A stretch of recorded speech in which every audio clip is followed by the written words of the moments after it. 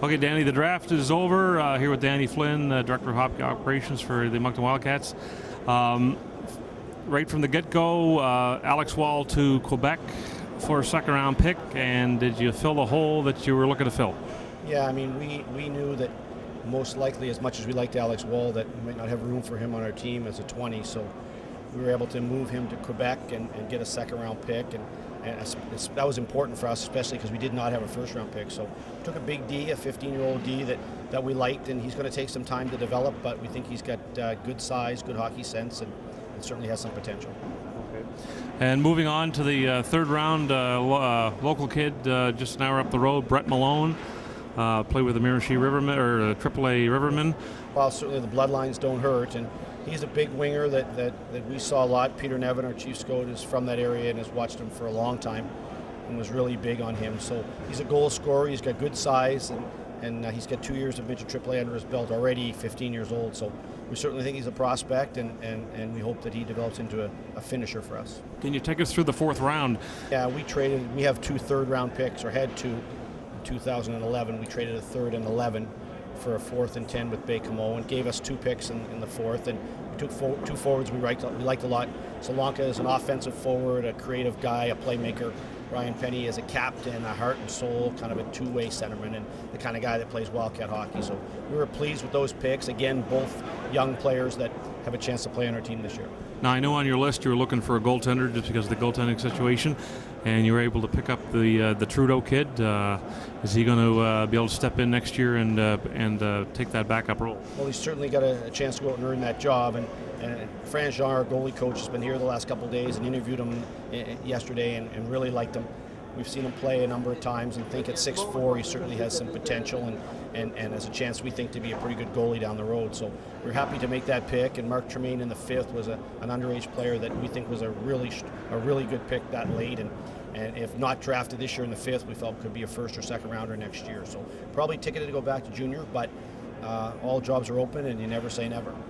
And we have a healthy crew of last year's draft picks. James Melindy comes to mind, and some of the gentlemen that filled in during the playoffs as extra players.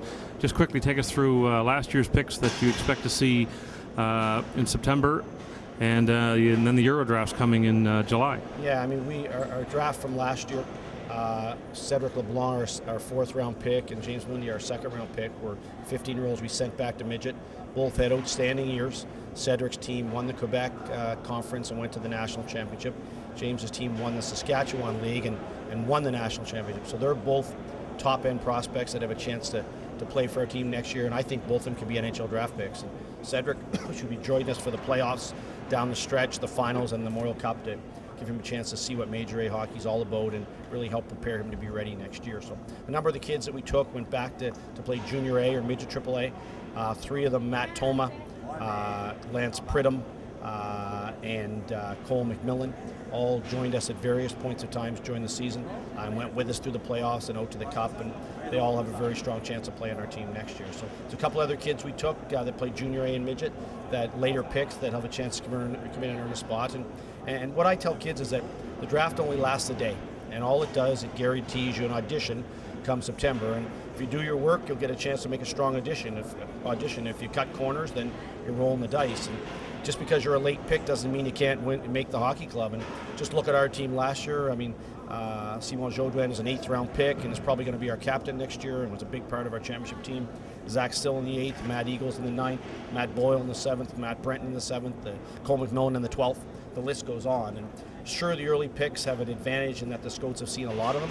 But when you drop the puck for keeps in August at training camp, every coach worth his salt keeps the best players. Just quickly take us through the Euro draft. You may or may not need any work there. Well, we're certainly hoping to have both our Euros back.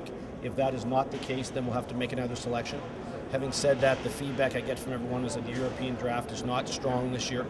It is tougher every year to get kids from Europe to come across. The countries are trying to box you out and keep the kids at home. So the fact that we have 2 here and we know who they are, and the fact that they're available to us, that is probably the route we're going to go.